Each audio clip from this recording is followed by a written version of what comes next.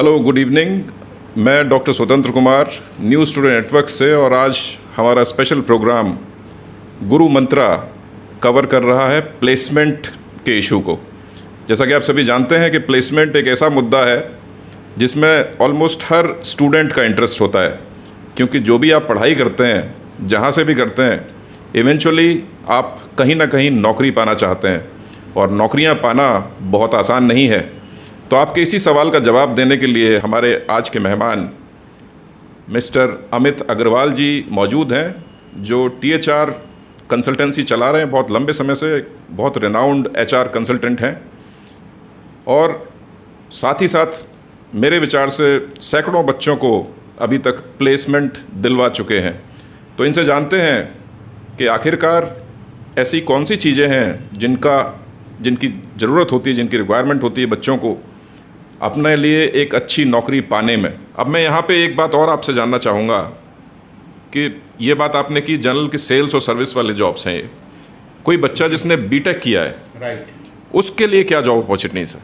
देखिए बीटेक से पहले हम इसमें एक चीज़ और ऐड करना चाहते हैं। किसी भी जॉब के लिए, चाहे वो टेक्निकल हो या नॉन टेक्निकल हो, 3 चीज़ मेजर इंपॉर्टेंट हैं। पहला, जब कभी हम लेट सपोज मैं किसी XYZ कंपनी में आज इंटरव्यू देने जा रहा हूँ, पहला इंटरव्यू देने जाऊँगा तो मुझे कंपनी का नाम पता होगा। दूसरा, कंपनी एक जॉब डिस्क्रिप्शन, जिसे शॉर्ट में JD कहते हैं, वो भी फ्लोट करती है कि भाई ये आपका जॉब डिस्क्रिप्शन है, इसके लिए आपको इंटरव्यू होगा। एंड तीसरा इंपॉर्टेंट चीज़ होता है आपका CV, कुरिकुलम विटे।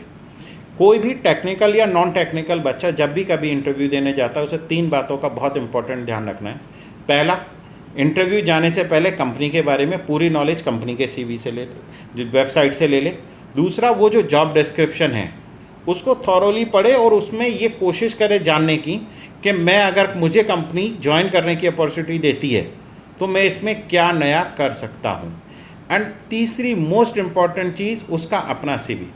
जनरली बच्चों के साथ ये शिकायत पाई जाती है कि जो उनके CV में लिखा है, एक फ्रेशर से पूछने को कंपनी वाले को बहुत कुछ नहीं होता, वो सिर्फ उसका एक attitude, adaptability, and third most important चीज़, जो भी कुछ वो अपने CV में लिखता है सिर्फ उस पर बात करता है। जनरली क्या होता है, बच्चे समर ट्रेनिंग डाल देते हैं, बच्चे हॉबीज़ ऐसी डाल देते हैं जिसके बारे में उन्हें कुछ भी नहीं पता।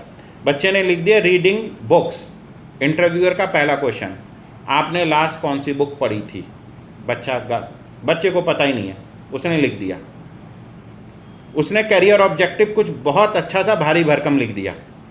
वो मुझे लगता है उसकी सबसे बड़ी वजह ये होती है कि ज़्यादातर जो मैनेजमेंट इंस्टीट्यूशंस में या टेक्नोलॉजी इंस्टीट्यूशंस में ये होता है कि जो बच्चे अपना CV बनाते हैं वो दूसरों का कॉपी करके CV बना लेते हैं। ये आपने बिल्कुल सही कहा, ज़्यादातर CV कट कॉपी होते हैं। आपका तो इस बात से कैसे बचा जाए कि भाई, क्योंकि बच्चों को उतनी जानकारी होती नहीं है, तो CV कैसे बनाएं वो अपना? मेरे विचार से इस पर भी हम अगली बार बात कर सकते हैं। जी बिल्कुल, इस पर अगली बार हम एक सेशन रख सकते हैं कि how to make the CVs, और हमें CV में क्या क्या चीज़ लिखनी चाहिए, क्या नहीं लिखनी चाहिए, और जो चीज़ लिखी हुई है उसके बारे में हमें कितनी नॉलेज होनी चाहिए, और किस डिग्री की नॉलेज से आपका इंटरव्यूअर किस कोर्सेज में सेटिस्फाई हो सकता है। तो आपने यहाँ पे 2 बेसिक बातें बताई कि भाई, एक तो आप कंपनी के बारे में पूरी जानकारी लेके जाइए इंटरव्यू में, और दूसरा आप अपने बारे में पूरी जानकारी लेके जाइए। जो आपने CV बनाया है वो आपका पूरा थॉरो होना चाहिए, प्रिपेयर्ड होना चाहिए। अगर आप अनप्रिपेयर्ड चले जाएंगे, कोई भी चीज़ आप कुछ भी लिख के चले गए और उसका जवाब आप देने में असमर्थ हैं इंटरव्यू के टाइम पे, तो आप मान के चलिए कि आपका सिलेक्शन नहीं होगा। लेकिन यहाँ पे सवाल एक अधूरा रह गया जो मैं आपसे पहले पूछ रहा था कि बीटेक वाले बच्चों के लिए क्या अपॉर्चुनिटीज़ है? देखिए, बीटेक में हमारे पास जनरली मल्टीपल स्ट्रीम्स होते हैं। आप बात करें computer science, information technologies, electronics engineering, electrical, biochemical, ठीक, मैकेनिकल। अब बीटेक मीन्स टेक्निकल डिग्री, उसका फंक्शनल से कोई मतलब नहीं है। बीटेक वाले बच्चों को सिर्फ एक चीज़ ध्यान रखनी है। पहला, जो generally B Tech and management student के साथ एक बहुत बड़ी प्रॉब्लम है कि वो अपने समर ट्रेनिंग प्रोग्राम को समर ब्रेक के रूप में लेते हैं। ठीक, समर ट्रेनिंग जो उनकी होती है वो एक तरह का प्री एम्प्लॉयमेंट है।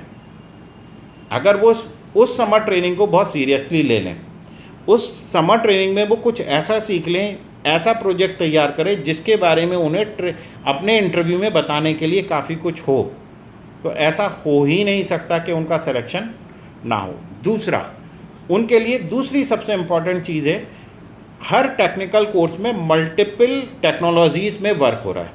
अगर आप CSIT की बात करें तो वहाँ जावा भी है, सी भी है, C++ भी है, एंड्रॉयड भी है, मशीन लर्निंग भी है, बहुत सारा है। आपको फर्स्ट ईयर या सेकंड ईयर में ये डिसाइड करना पड़ेगा कि आपको किस टेक्नोलॉजी में जाना है, और आपको जिस टेक्नोलॉजी में जाना है आपको इंश्योर करना पड़ेगा कि टिल 4th ईयर आप उस टेक्नोलॉजी में ट्रेन करने लायक रिसोर्स हो जाए। मीन्स अगर कंपनी आपको हायर करे तो वो ये मान के करे कि भाई आपको काफ़ी कुछ आता है, वो एक 15 दिन 1 महीने का आपको ट्रेनिंग प्रोग्राम देगी एंड आप उसके प्रोजेक्ट पे, और कोशिश ये करनी है कि जिस टेक्नोलॉजी में आप जॉब चाहते हैं उसी टेक्नोलॉजी में आप अपना समर ट्रेनिंग प्रोग्राम भी करें।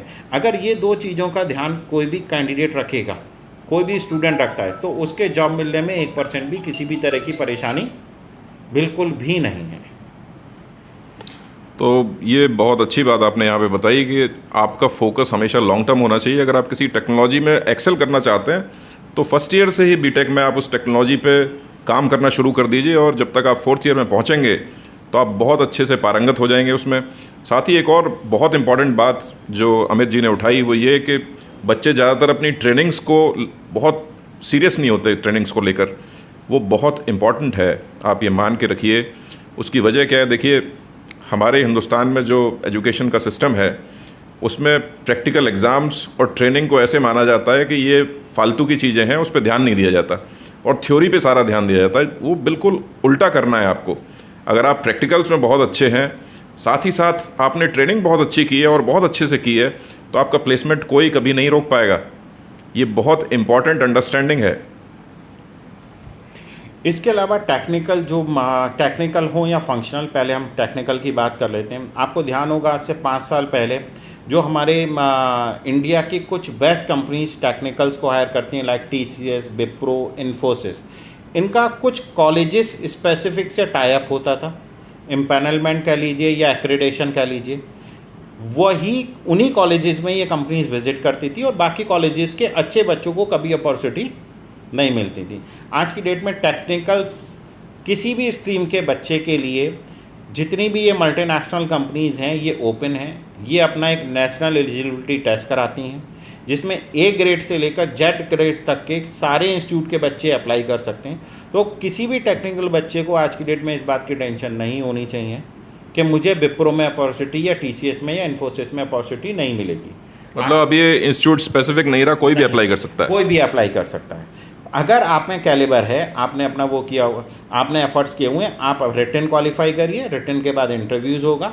अगर वो किसी A ग्रेड कॉलेज से बच्चे उठाते हैं तो वो D grade and last grade के स्टूडेंट कॉलेज के स्टूडेंट को भी हायर करेंगे। अगर उसके अंदर कैलिबर है तो 100% वो हायर करेंगे और ये ट्रेंड कंपनीज़ के लिए भी हाईली सक्सेसफुल हो रहा है। ठीक है। इसके अलावा हमारा जो दूसरा मेन पॉइंट है, जनरली जो कॉलेजेस के अंदर बच्चा होता है वो या तो कॉलेज पे डिपेंडेंट हो जाता है या वहाँ के डायरेक्टर पे हो जाता है या प्लेसमेंट ऑफिसर्स पे। उसको लगता है उसने फ़ीस जमा की है, अब जॉब की जिम्मेदारी उसके कॉलेज की है। सच्चाई ये है कि अगर उसके कॉलेज में कोई भी प्लेसमेंट ऑफिसर नहीं है तब भी एक बच्चे को मल्टीपल जॉब अपॉर्चुनिटी मिल सकती है। उसके पीछे लॉजिक ये है, आपको मल्टीपल जॉब पोर्टल्स पर अपना प्रॉपर रजिस्ट्रेशन कराना है।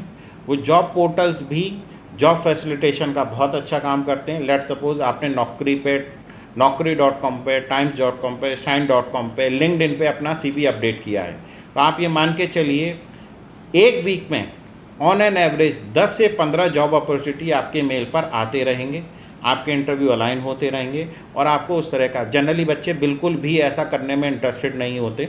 उन्हें लगता है कि भाई हमने कॉलेज में फ़ीस दी है और कॉलेज वालों को जॉब लगवानी है, जबकि कॉलेज से बहुत अच्छी अच्छी अपॉर्चुनिटीज़ भी मार्केट में अवेलेबल हैं और जो इन पोर्टल्स के माध्यम से आप किसी भी बच्चा अचीव कर सकता है।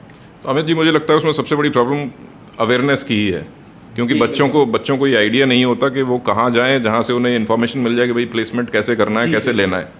इसमें नौकरी.com ने अभी एक इनिशिएटिव अभी और लिया है। उन्होंने एक अपना पोर्टल लॉन्च किया है, फर्स्ट नौकरी।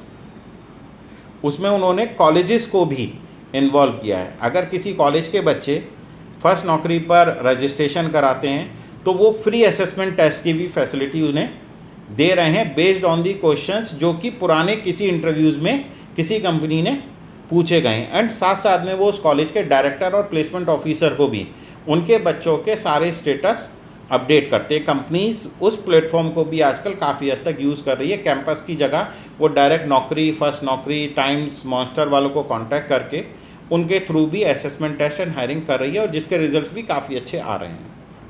चलिए, ये सारी बातें हो गई। अब हम हमारे जो लोग व्यूअर्स हैं, जो भी इस चैनल को देखते हैं कॉन्टीन्यूसली, गुरु मंत्रा को फॉलो करते हैं, मैं ये आपके माध्यम से जानने का प्रयास करता हूँ कि हम कैसे उन लोगों की मदद कर सकते हैं प्लेसमेंट लेने में। अगर हम इस चैनल के माध्यम की बात करें तो जितने भी पॉइंट्स हम लोगों ने डिस्कस किए हैं जहाँ बच्चे लैग करते हैं, हम उन सारे पॉइंट्स को लेकर एक अपना सेशन, एक एक्सपर्ट सेशन डिज़ाइन कर सकते हैं, उन बच्चों को बता सकते हैं। लेट्स सपोज जैसे हम लोगों ने पहला डिस्कस किया CV प्रिपरेशन, दूसरा हमने बोला कंपनी का वेबसाइट, तीसरा हमने बोला कंपनी का जॉब डिस्क्रिप्शन, चौथा हमने बोला नेशनल एलिजिबिलिटी टेस्ट, उसके बाद हमने बोला जॉब पोर्टल्स। हम इन पर सेपरेट सेशन बच्चों को बता सकते हैं, प्लस एक जनरल अवेयरनेस के थ्रू उन बच्चों की मदद कर सकते हैं। और एट लास्ट अगर वो भी उससे भी कोई माध्यम से फ़ायदा नहीं है तो चैनल की ईमेल आईडी पर आप अप्लाई कर सकते हैं। वहाँ के थ्रू जो भी माध्यम जॉब दिलवाने के हो सकते हैं उनके थ्रू हम लोग जॉब प्लेसमेंट की बात कर सकते हैं। तो देखिए, बहुत अच्छी बात अमित जी ने यहाँ पे बताई। हमने जो प्रोग्राम है गुरु मंत्रा, वो सिर्फ इसीलिए शुरू किया है जिससे कि जितने भी स्टूडेंट्स हैं वो किसी भी डिसिप्लिन में हो सकते हैं, उन्हें हम उनको मोटिवेट करने से संबंधित जानकारी समय समय पर दे पाएँ। इसी कड़ी में हम एजुकेशन एक्सपर्ट्स को इंटरव्यू करते हैं, संस्थानों के ओनर्स को इंटरव्यू करते हैं, और आज हमने ये शुरू किया है कि भाई हम प्लेसमेंट पे भी डिस्कशन करेंगे। और अमित जी हमारे साथ एक एक्सपर्ट के तौर पे जुड़े हैं। हम लगातार इनसे बात करते रहेंगे आने वाले समय में भी। और ये जो प्रोग्राम है ये हर हर बुधवार को आप देख सकते हैं, और हर बुधवार को आपको प्लेसमेंट से संबंधित जानकारी मिलेगी, साथ ही एजुकेशन से रिलेटेड और इन्फॉर्मेशन भी मिलती रहेगी। सबसे इम्पॉर्टेंट बात यहाँ पे ये है कि अगर आपका प्लेसमेंट पाने में इंटरेस्ट है तो हमारे डिस्क्रिप्शन में आप जाइएगा, वहाँ पे आपको एक मेल आईडी मिलेगी। उस मेल आईडी पे आप अपनी एप्लीकेशन सेंड कीजिएगा। आपके प्रोफाइल के हिसाब से जो भी जॉब सूट करती होंगी, हम आपको उससे संबंधित इन्फॉर्मेशन भेजेंगे और साथ ही आपकी मदद करेंगे उस जॉब को हासिल करने में। तो thank you very much Amit ji आज के सेशन के लिए, और हम आपसे लगातार इस तरह के सेशंस लेते रहेंगे जिससे कि हमारे जो श्रोता हैं और व्यूअर्स हैं उन्हें लगातार जानकारी मिलती रहे और वो बेनिफिट हो, साथ ही प्लेसमेंट भी हासिल कर पाएँ। सर बहुत बहुत धन्यवाद। आगे किसी तरह की सपोर्ट के लिए मैं हमेशा आपके साथ अवेलेबल रहूँगा। Keep watching Guru Mantra for all you need to build a fantastic career.